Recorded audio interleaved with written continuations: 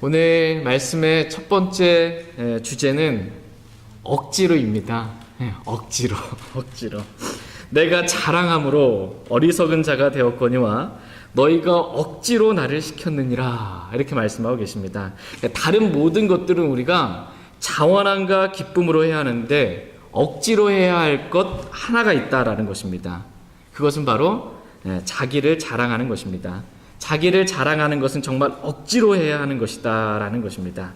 그것도 이제 내가 하는 그 말을 통해서 내가 억지로 자랑하는 이 말을 통해서 그들이 영적 분별력을 갖기 위해서 정말 그들을 위해서 내가 억지로 그렇게 할 수밖에, 어쩔 수 없이 그렇게 할 수밖에 없을 때만 그렇게 나에 대해서 자랑해야 된다라는 것입니다. 오늘 말씀의 두 번째 주제는 준비입니다. 준비. 내가 세 번째 너희에게 갈 준비가 되어 있으나 라는 말씀처럼 저와 여러분들이 항상 준비해야 할 것들이 있다라는 것입니다. 무엇을 준비해야 되는지 오늘 5가지 살펴보겠습니다. 또 오늘 말씀의 세 번째 주제는 기쁘게 쓰리라입니다. 기쁘게 쓰리라. 주님을 섬기고 성도들을 섬기는 데 있어서 기쁘게 내 자신을 쓰고 내가 가진 것들을 써야 한다라는 것입니다. 이제 한 구절씩 말씀을 살펴보는 시간 갖겠습니다. 고린도후서 12장 11절 말씀 보겠습니다. 11절 같이 읽겠습니다. 내가 자랑함으로 어리석은 자가 되었거니와 너희가 억지로 나를 시켰느니라. 내가 너희에게서 칭찬을 받아야 마땅하노니 내가 아무것도 아닐지라도 무슨 일에서나 가장 으뜸 가는 사도들보다 결코 뒤지지 아니하노라. 오늘 말씀의 첫 번째 주제는 억지로입니다. 억지로. 너희가 억지로 나를 시켰다라는 것입니다. 너희가 억지로 나를 시켰다. 뭘 억지로 시켰다는 거예요? 사도 바울한테? 사도 바울로 하여금 자기 자랑하도록 억지로 시켰다라는 겁니다. 자기를 자랑하도록 억지로 시켰다.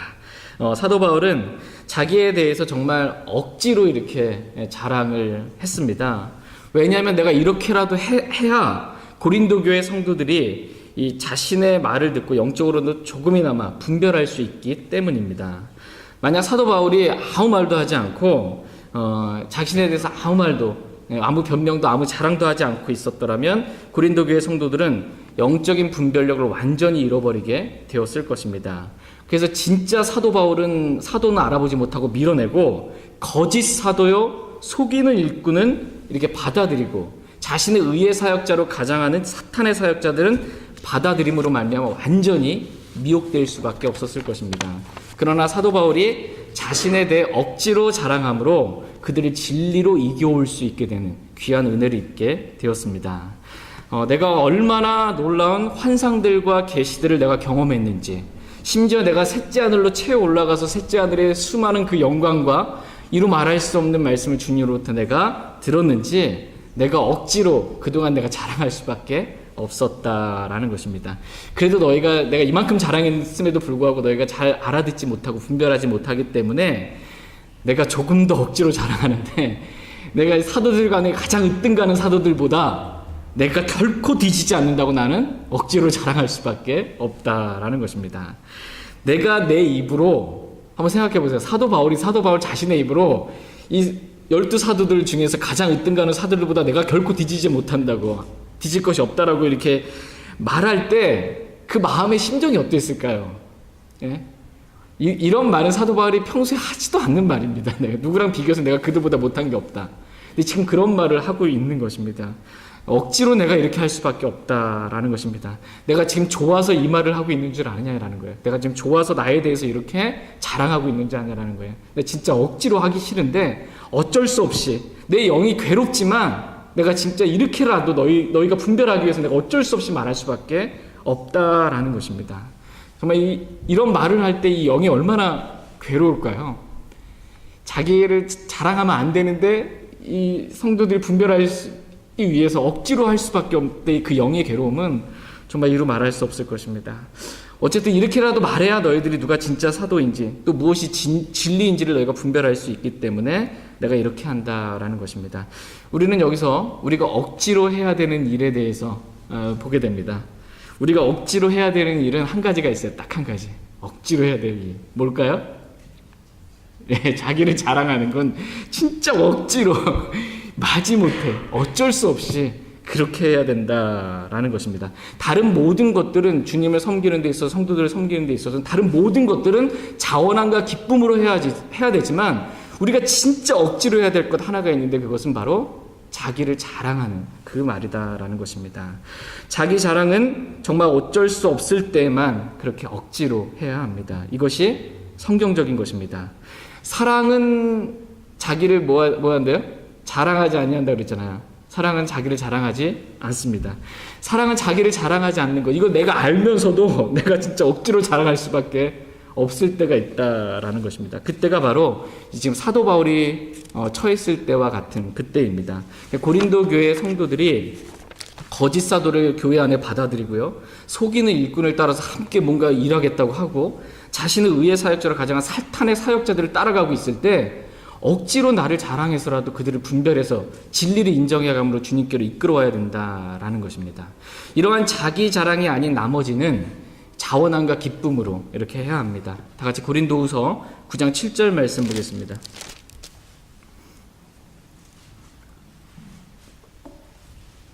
고린도후서 9장 7절 말씀. 고린도후서 9장 7절 같이 읽겠습니다. 저마다 자기 마음속에 정한 대로 낼 것이요 마지못해 하거나 억지로 하지 말지니 하나님은 즐거이 내는 자를 사랑하시느니라. 아멘. 하나님께 헌금을 드리는 데 있어서는 마지못해 하거나 억지로 하지 말라 이렇게 말씀하고 계십니다. 그러니까 헌금을 드릴 때는 즐거이 드리라 이렇게 말씀하고 계십니다. 그러니까 헌금을 드리는 시간은 억지로 이렇게 참여하는 시간이 아니고 즐거운 시간이라는 것입니다. 이게 매주 주일날 헌금 드리는 시간 즐거운 시간이구나 라는 겁니다. 억지로는 드리지 말라는 것입니다. 억지로 드리지 말라. 자기 자랑은 어떻게 하는 거예요? 억지로. 헌금은 즐거이. 이게 정답입니다. 그때 하나님은 즐거이 내는 자를 사랑하신다 이렇게 말씀하십니다. 또한 우리가 억지로가 아니라 자원함과 기쁨으로 해야 할 것은 주님을 섬기고 교회를 섬기고 형제 자매들을 섬기는 것, 이것은 자원함과 기쁨으로 해야 되는 것이다 라고 말씀하십니다. 다 같이 베드로전서 5장 2절 말씀 보겠습니다. 베드로전서 5장 2절 말씀. 베드로전서 5장 2절 말씀. 베드로전서 5장 2절 같이 읽겠습니다. 너희 가운데 있는 하나님의 양떼를 먹이고 감독하되 억지로 하지 말고 자진해서 하며 더러운 이익을 위해 하지 말고 오직 준비된 마음으로 하며. 아멘. 하나님의 양떼를 먹이고 감독할 때, 즉 주님의 교회를 섬기고 성도들을 섬길 때 억지로 하지 말고 자진해서 하라 이렇게 말씀하고 계십니다. 그러니까 하나님을 섬기고 교회를 섬기고 형제 자매들을 섬기는 그 일에 있어서는 억지로 하지 말고 자원함과 기쁨으로 하라라는 것입니다. 자기 자랑은 어떻게 해야 돼요? 억지로. 주님을 섬기고 교회를 섬기고 형제 자매들을 섬기는 일은 자원함과 기쁨으로 자진해서 해야 된다라는 것입니다.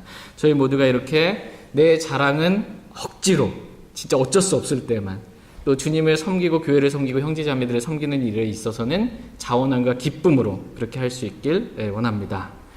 근데 이것을 반대로 하면은 될까요, 안 될까요? 자기 자랑은 막 자원함과 기쁨으로 기분 좋아서 막 하고 주님을 섬기고 교회를 섬기고 형제 자매를 섬기고 진짜 하기 싫은데 억지로 막 끌려가는 듯이 이렇게 하고, 이렇게 반대로 하면 안 됩니다. 자기 자랑 진짜 하고 싶지 않은데 억지로 그 영적인 분별을 위해서, 그 성도를 위해서 할 수밖에 없는 것. 그러나 주님을 섬기고 교회를 섬기고 형제 자매들 섬기는 건 진짜 자원함과 기쁨으로 저희 모두가 그렇게 할 수 있길 원합니다. 그러할 때 주님께서 주시는 보상이 큽니다. 다 같이 고린도 후서 12장 12절 말씀 보겠습니다. 고린도 후서 12장 12절 같이 읽겠습니다. 진실로 내가 너희 가운데서 모든 인내와 표적들과 이적들과 능한 행위들로 사도의 표적들을 행하였노라. 지금 사도 바울이 내가 사도의 표적들을 내가 너희와 함께 있을 때 행했다라고 지금 억지로 지금 또 자랑을 합니다. 이유는 고린도 교회 성도들이 바울을 사도로 인정하지 않기 때문에 내가 사도의 표적들을 행한 사도다라는 것을 지금 증명해서 지금 보여주고 있는 것입니다. 그래서 바울은 내가 모든 인내와 표적들과 이적들과 능한 행위들로 사도의 표적들을 행했다라고 자신에 대해서 지금 말해주고 있습니다. 사도는 반드시 사도의 표적들을 행할 줄 알아야 사도입니다. 근데 만약 어떤 사람이 내가 사도라고 하면서 사도의 표적을 행하지 못해요. 그러면 그 사람 뭐예요? 거짓 사도입니다. 사도라고 하는데 사도의 표적을 행할지 모르면 거짓 사도다라는 겁니다. 거짓 사도를 밝혀내는 것, 이거 잘한 것이다라고 주님께서 칭찬해 주십니다. 오늘날 어떤 사람이 내가 사도다라고 하면 다 거짓 사도예요. 절대로 믿으면 안 됩니다. 사도의 표적이 무엇인지 그 대표적인 표적 지난번에도 한번 살펴봤는데 잠깐만 보겠습니다. 마가복음 16장 보겠습니다. 마가복음 16장. 사도는 반드시 사도의 표적을 행할 줄 알아야 한다라는 것입니다. 마가복음 16장 17절 18절. 마가복음 16장 17절 18절. 17절 제가 먼저 읽겠습니다. 믿는 자들에게는 이런 표적들이 따르리니 곧 내 이름으로 그들이 마귀들을 내쫓으며 새 언어들로 말하며 뱀들을 집어올리며 어떤 치명적인 것을 마실지라도 해를 받지 아니하며 병든 사람들에게 안수하면 그들이 나으리라 하시더라. 아멘. 사도들은 사도의 표적들을 행할 수 있습니다. 대표적인 사도의 표적이 뭐냐면 저희가 읽은 것처럼 주님의 이름으로 마귀들을 내쫓을 수 있고요. 새 언어들을 말해서 하나님의 놀라운 일들을 증거할 수 있고 배우지 않고요. 그 다음에 뱀들을 집어올리고 어떤 치명적인 것을 마실지라도 해를 입지 아니하고 병든 자들에게 안수하면 어떻게 됩니까? 병이 낫습니다. 안수했는데 병이 안 나요. 그럼 사도의 표적 아니에요? 안수하면 병이 낫는 것. 이게 사도의 표적입니다. 이런 표적을 주신 이유와 목적이 뭘까요? 사도들에게 특별히 이런 사도의 표적을 주신 이유와 목적. 그것은 이제 마가복음 16장 20절 말씀 보시면 표적을 주신 목적이 나옵니다. 같이 읽겠습니다. 그들이 나아가서 모든 곳에서 복음을 선포하며 주께서 그들과 함께 일하시며 따르는 표적들로 말씀을 확증해 주시니라. 아멘. 예. 표적을 주신 이유가 뭐냐면 사도들이 나가서 말씀을 전했잖아요. 근데 특별히 사도들은 예수 그리스도의 부활의 증인이에요. 예수 그리스도께서 죽은 자들로부터 3일 만에 부활하셨다라고 말씀을 전했어요. 그리고 그 말씀을 따라서 따르는 표적들이 있는 거예요. 그랬을 때 이 표적들을 보고, 특별히 유대인들은 표적을 구하는 민족이에요. 믿지 않는 유대인들이 이런 표적들을 보고 그 사도들이 말한 그 말씀, 예수 그리스도가 부활했구나라는 그 말씀이 사실이구나라는 것을, 진리이구나라는 것을 믿게 하기 위해서 따르는 표적들로 말씀을 확증해 주셨던 것입니다. 내가 사도로서 이렇게 사도의 표적들을 행했다라고 지금 고린도 교회 성도들에게 억지로 자랑하고 있습니다. 그런데 사도 바울이 사도의 표적을 행했잖아요. 근데 이 표적이 사도 바울 죽을 때까지 계속 사도 표적을 행하면서 살았을까요? 아닙니다. 사도 바울이 죽을 때, 이 말년이 되었을 때 이 사도의 표적이 사라졌습니다.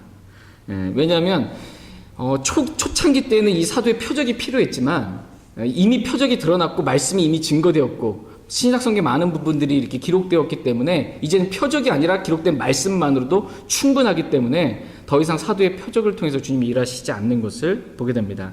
그래서 디모데 전서 5장에 보면 디모데에게 사도 바울이 한 말이 있어요.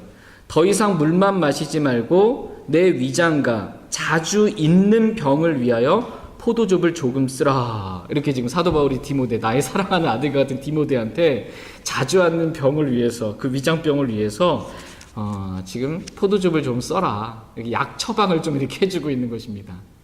그럼 사도 바울이 사도의 표적이 이때도 가지고 있었다라면 디모데한테 안수만 하면 그냥 낫는 거예요. 근데 지금 그게 사라졌기 때문에 지금 그 표적을 행하지 못하고 있는 것입니다.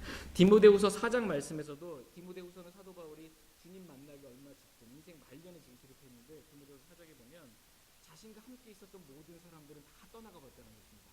다 갔고 오직 누가만 나와 함께 있느니라 이렇게 말씀하고 있어요. 누가는 직업이 뭐예요? 의사예요, 의사. 대마도 떠나고 다 떠나고서는 지금 이 사도 바울 말년에는 의사 누가만 지금 나와 함께 있는 거예요. 왜요? 내가 아프니까 돌봐줄 의사가 필요한 것입니다. 그러니까 사도 바울의 말년에는 사도의 표적이 사라졌습니다. 사도의 표적이 없어졌습니다. 그렇기 때문에 오늘 누가 내가 사도다라고 하면서 나 사도의 표적이 흉내내려고 하는데 다 뭐라는 거예요? 다 거짓입니다. 다 거짓이에요. 거짓 사도입니다. 그리고 이제 사도의 자격 요건에 대해서 한 가지만 좀 더 살펴보겠습니다. 사도는 사도의 표적을 행해야 할 뿐만 아니라 그것 외에도 사도는 사도로서의 자격 요건이 있습니다. 다 같이 누가복음 6장 13절 보겠습니다. 누가복음 6장 13절. 누가복음 6장 13절.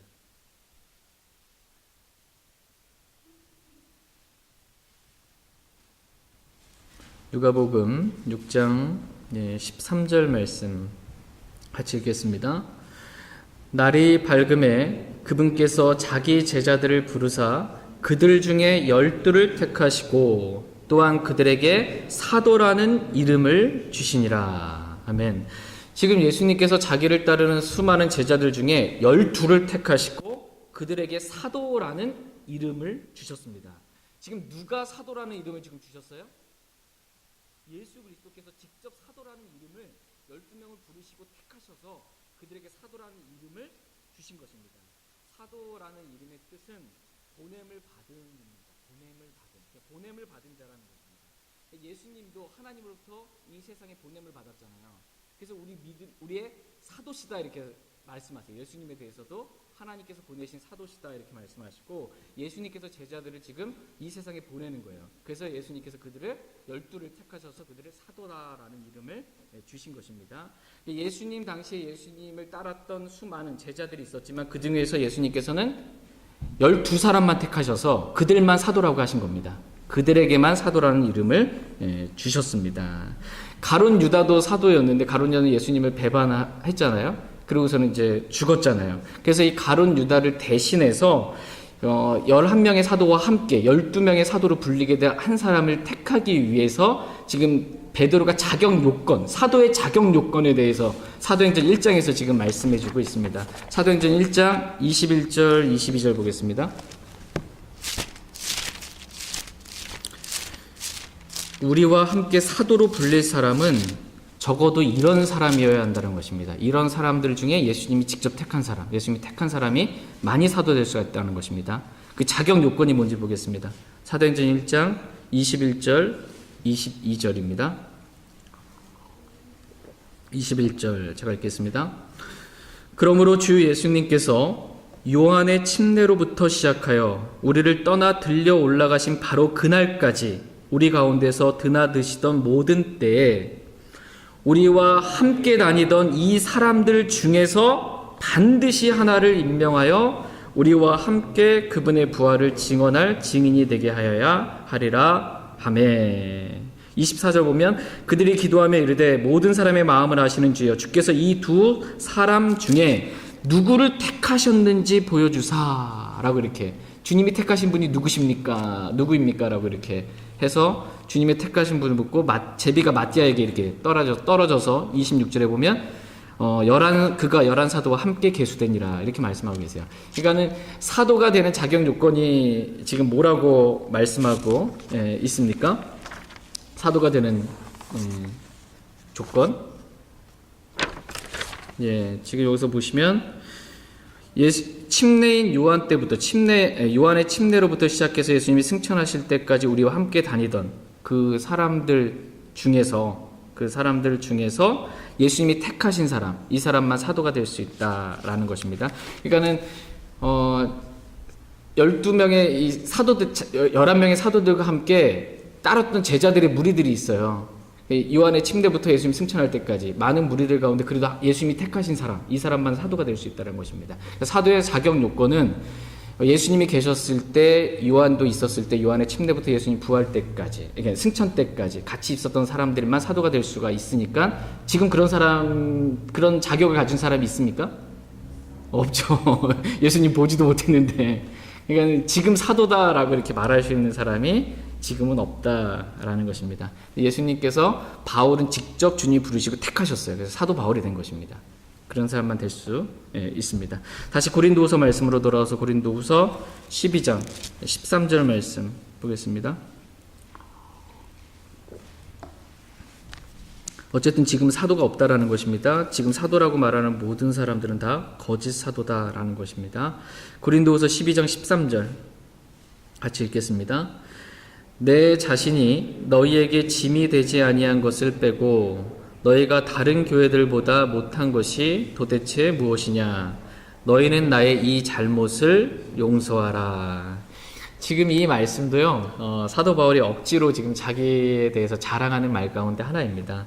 내가 너희와 함께 있으면서 잘못한 것이 도대체 내가 뭐가 있냐라는 것입니다. 만약 내가 잘못한 거 하나 있다면 그것은 내가 너희에게 짐이 되지 아니한 것, 즉 너희로부터 사례비를 받지 아니한 것, 그것 하나 잘못한 거 말고는 난 너희들한테 잘못한 거 없다. 지금 그 말하고 있는 것입니다. 근데 이 잘못을 좀 용서해라 라는 것입니다. 그것 외에는 내가 너에게 잘못한 것이 나는 하나도 없다 라고 지금 자신에 대해서 억지로 지금 자랑합니다. 이것 말고 너희가 다른 교회들보다 못한 것이 도대체 무엇이길래 너희가 이토록 분별할 수 없냐라고 이렇게 지금 묻고 있는 것입니다. 이제 고린도후서 12장 14절 보겠습니다. 14절 같이 읽겠습니다.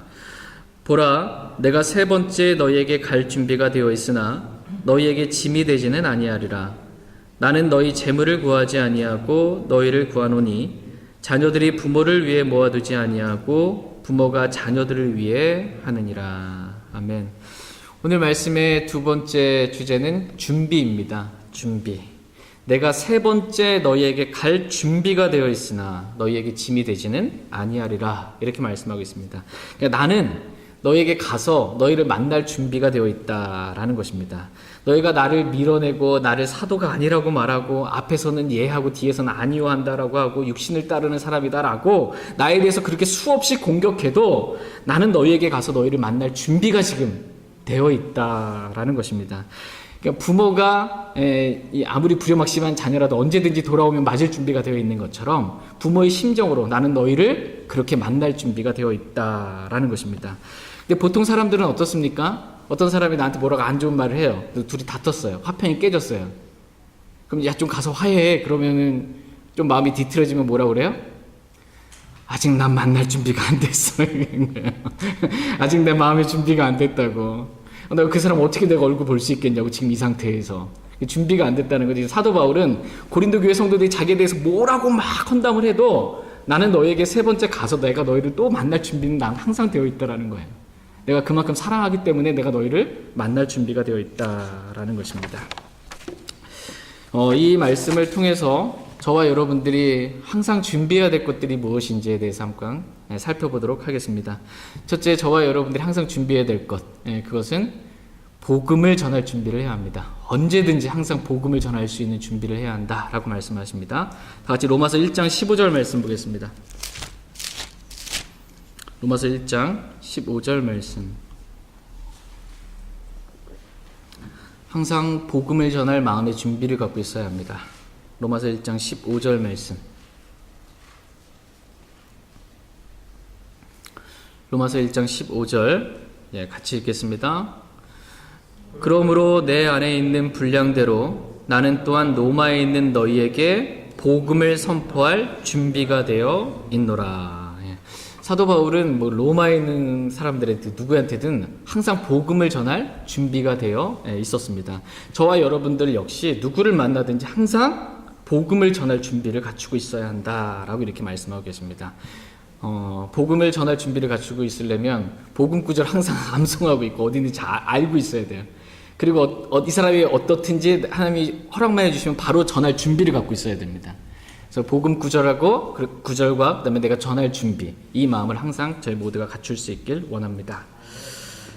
두 번째로 우리가 준비해야 할 것은 뭐냐면 말씀을 선포할 준비를 하고 있어야 됩니다. 항상 말씀을 전할 준비. 디모데후서 4장 2절 말씀 보겠습니다.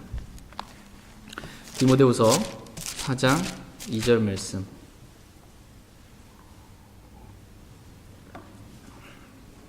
디모데후서 4장 2절 말씀. 디모데후서 4장 2절 같이 읽겠습니다. 말씀을 선포하라. 때에 맞든지 맞지 아니하든지 긴급히 하라. 모든 오래 참음과 교리로 책망하고 꾸짖고 권면하라. 아멘. 저와 여러분들이 때에 맞든지 때에 맞지 않든지 항상 우리가 해야 될 건 뭐냐면 말씀을 선포할, 긴급히 말씀을 선포할 준비를 갖추고 있어야 한다라는 것입니다. 그러니까 언제 어디서든지 우리가 진리의 말씀을 전할 준비를 하고 있어야 된다라는 것입니다. 그러니까 이것이 진리라고 이렇게 언제든지 말할 준비를 갖춰야 된다는 것입니다. 너 왜 킹제임스 성경 보니? 그러면 그냥 우리 교회에서 보니까 이게 아니고 왜 킹제임스 성경이 하나님의 말씀이지, 왜 킹제임스 성경이 진리의 말씀이지, 이것에 대해서 대답할 준비, 진리를 전할 준비가 되어 있어야 한다는 것입니다. 구원의 영원한 보장에 대해서 말든 예수 그리스도의 다시 오심에 관해서 말든 어떤 교리에 관해서든 내가 이 진리의 말씀을 전할 준비를 갖추고 있어야 한다는 것입니다. 내가 잘 모르겠는데 나중에 가서 뭐 알려줄게, 물어볼게, 뭐 이렇게 하지 말고 항상 올바른 교리, 진리의 말씀을 전할 수 있는 준비를 우리 모두가 갖추어야 한다라고 말씀하십니다. 그래야 이 언제 어느 때든지 우리가 항상 진리를 바르게 말할 수 있게 되면 내가 만나는 사람들 중에 어떤 사람이 지금 진리를 듣고자 하는 사람인지를 모르잖아요. 근데 이 사람이 내가 딱 전한 이 진리의 말씀을 딱 듣고 그러냐고 이렇게 깨닫게 알 수 있는 겁니다. 그렇기 때문에 우리는 항상 준비되어 있어야 한다라는 것입니다. 항상 진리를 말할 준비를 하고 있기를 저희 모두가 원합니다. 세 번째, 우리가 항상 준비해야 할 것은 말씀을 들을 마음의 준비를 갖추고 있어야 한다라는 것입니다. 다 같이 사도행전 17장 11절 말씀 보겠습니다. 사도행전 17장 11절 말씀. 사도행전 17장 11절 말씀.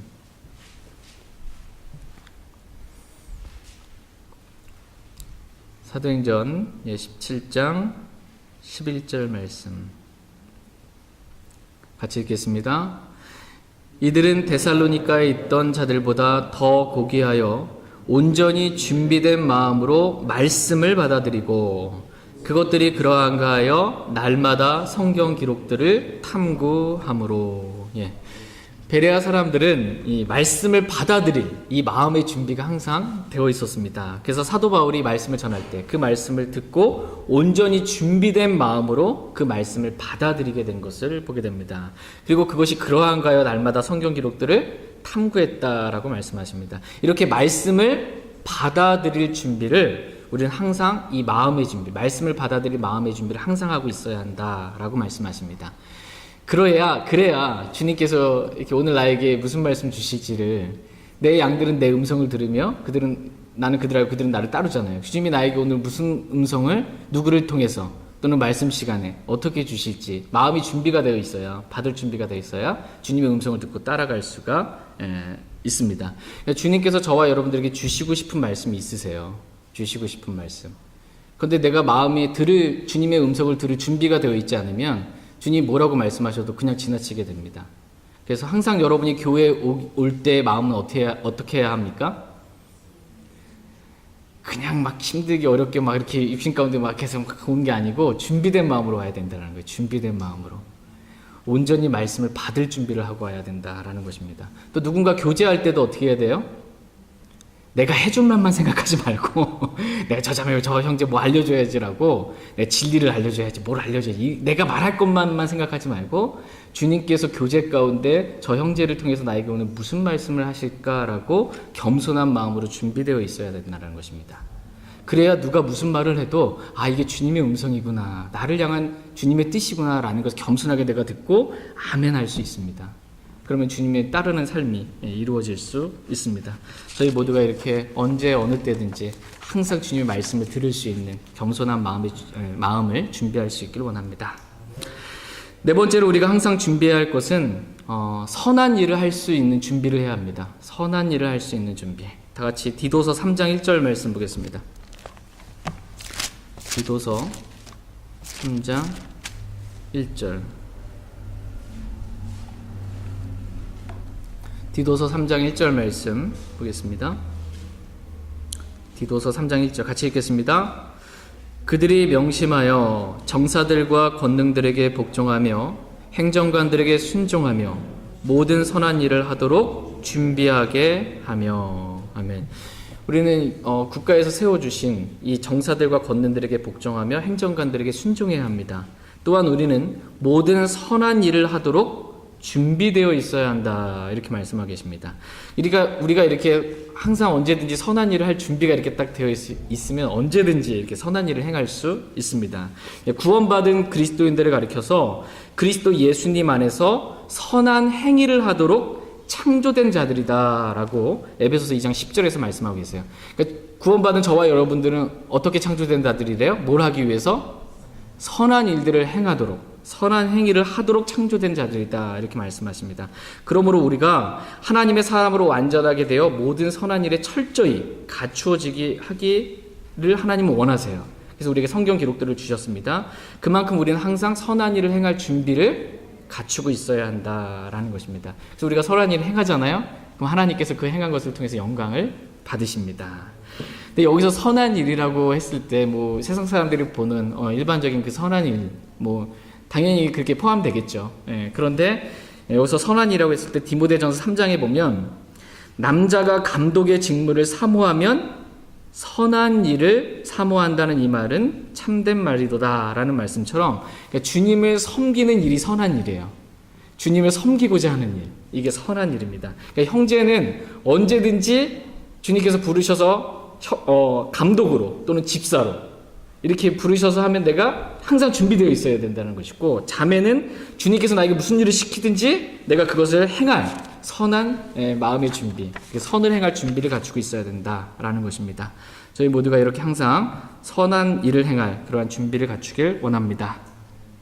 마지막 5번째로 우리가 준비해야 할 것은 내 자신을 헌물로 주님께 드릴 준비를 해야 된다라는 것입니다. 다 같이 디모데후서 4장 말씀 보겠습니다. 디모데후서 4장 6절에서 8절 말씀. 디모데후서 4장 6절에서 8절 말씀. 디모데후서 4장 6절에서 8절. 6절 제가 읽겠습니다. 이제 내가 내 자신을 헌물로 드릴 준비가 되었고 나의 떠날 때가 가까이 이르렀도다. 내가 선한 싸움을 싸우고 나의 달려갈 길을 마치고 믿음을 지켰은즉 이후로는 나를 위하여 의의 관이 예비되어 있나니 주 곧 의로우신 심판자께서 그날에 그것을 내게 주실 것이요 내게만 아니라 그분의 나타나심을 사랑하는 모든 자들에게도 주시리라. 아멘.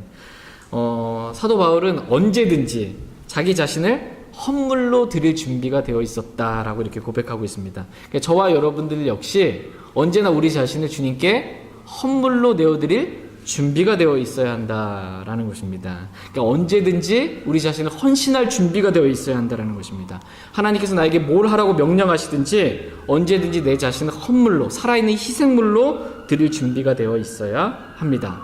뿐만 아니라 여기서 헌물로 드린다는 건 뭐냐면 내가 죽어서 주님 만날 준비를 지금 의미하고 있습니다. 문맥상 헌물로 드린다라는 것은 내가 선한 싸움을 싸우고 나의 달려갈 길을 마치고 믿음을 지키는 것, 이것이 바로 주님 만날 준비를 하는 것입니다. 나의 자신을 헌물로 드릴 준비, 내 자신이 죽었습니다. 그래서 주님 만나죠?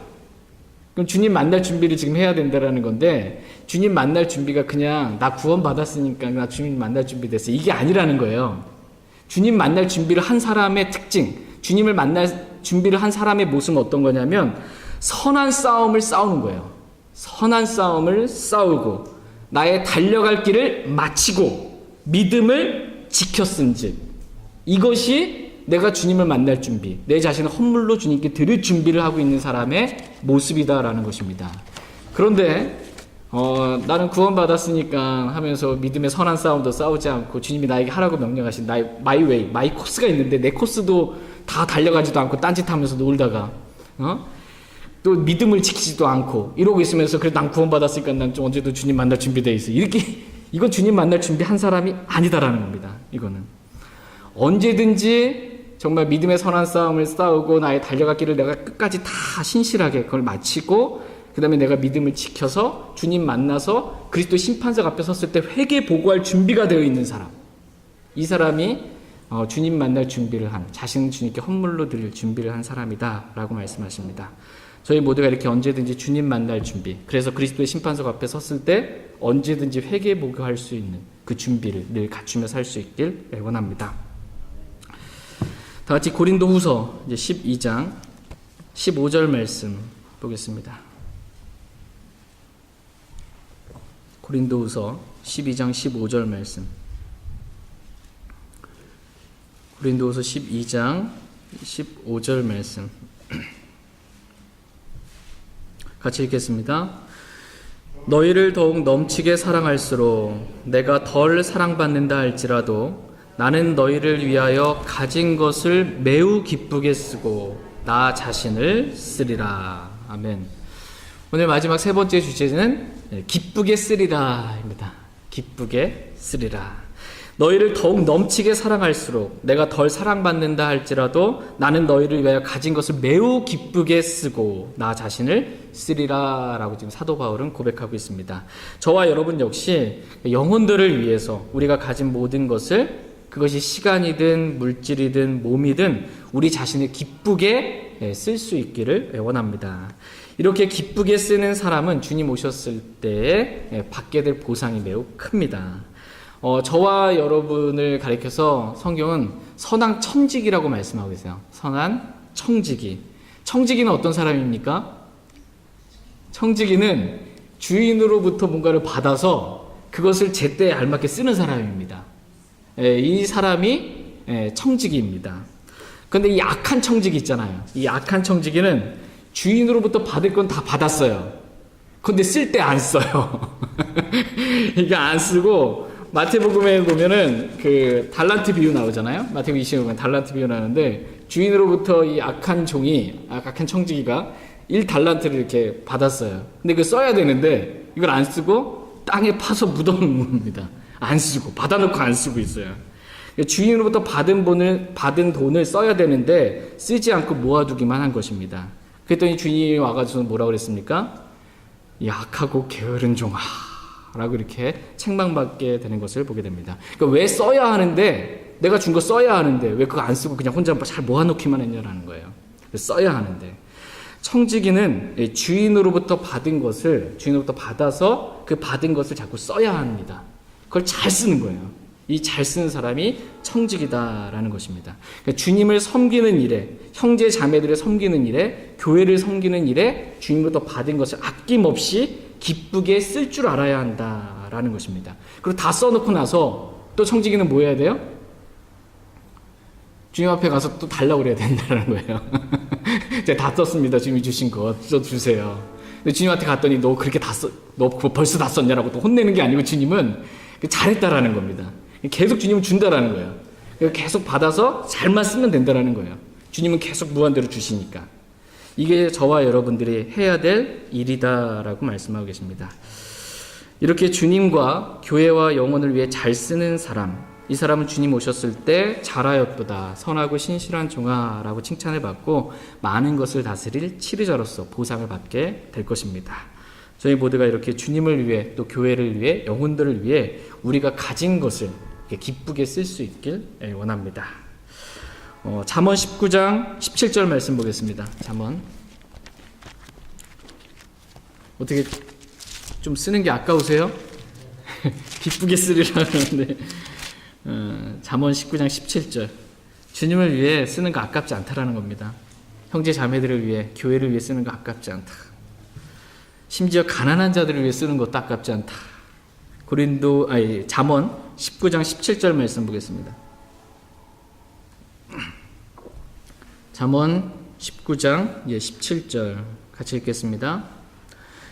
가난한 자를 불쌍히 여기는 자는 주께 빌려드리나니 그가 베푼 것을 그분께서 그에게 다시 갚아 주시리라. 아멘. 지금 어떤 사람이 가난한 자들을 위해서 베푼 거예요. 가난한 자들을 위해서 기쁘게 쓴 것입니다. 가난한 자들을 위해서 이렇게 썼어요. 자기 가진 재물을, 가진 것을 썼습니다. 그랬더니 그걸 주님이 뭐라고 표현하고 계세요? 그것은 주께 빌려드린 것이니 라고 이렇게 말씀하고 계십니다. 가난한 자들을 위해서 썼는데 주님이 그것을 가르쳐서 너 나한테 빌려준 거다라고 이렇게. 주님이 어떤 사람이 됐습니까? 어떤 분이 됐어요? 빚진 자가 됐어요. 주님 빚지고 못 살아요. 내가 반드시 갚아주겠다라는 겁니다. 주님 갚아주신다. 그러니까 쓰라는 겁니다. 기쁘게 써라. 가난한 사람이든 교회든 형제 자매들이든 너 청직이니까 내가 얼마든지 줄 테니까 그거 받아서 기쁘게 써라. 그러면 주님께서 보상해 주신다라고 이렇게 말씀하고 계십니다. 다시 주님께서 갚아주시는데 그냥 그 원금만 그대로 갚아주시는 게 아니고요. 주님은 30배, 60배, 100배 이렇게 주님에 쓰면 그렇게 갚아주신다라는 것입니다. 이 땅에서 아니더라도 하늘에서 그렇게 주님께서 놀랍게 갚아주세요. 그냥 쓰라는 거예요. 이 사실을 알았기 때문에 내가 가난한 자들을 한테 쓴 것이든 형제를 위해 쓴 것이든 교회를 위해 쓴 것이든 이게 내가 뭔가를 쓰는 것 이거 쓰면 주님이 그걸 갚아주신다는 걸 알기 때문에 사도 바울이 오늘 본문 말씀에서 내가 너희를 위하여 영혼을 위하여 가진 것을 매우 기쁘게 쓰고 나 자신을 쓴다. 내 자신을 쓰리라 이렇게 고백할 수 있었던 것입니다.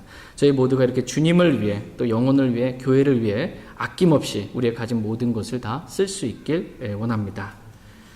아마 이런 설교는 이단들에서 써먹기 좋은 설교일 것 같기도 해요. 다 재산 헌납하고 이렇게 다 쓰라 이렇게 하는데 그런 말씀 드리는 게 아니고 진리의 말씀 이렇게 말씀하고 계세요. 주님을 위해 아낌없이 쓰고 영혼을 위해서 아낌없이 쓰면 주님이 다 갚아주신다 이렇게 말씀하십니다. 다 같이 베드로전서 4장 10절 말씀 읽고 오늘 말씀 마치겠습니다. 베드로전서 4장 10절 말씀. 베드로전서 4장 10절 말씀 읽고 오늘 말씀 마치겠습니다.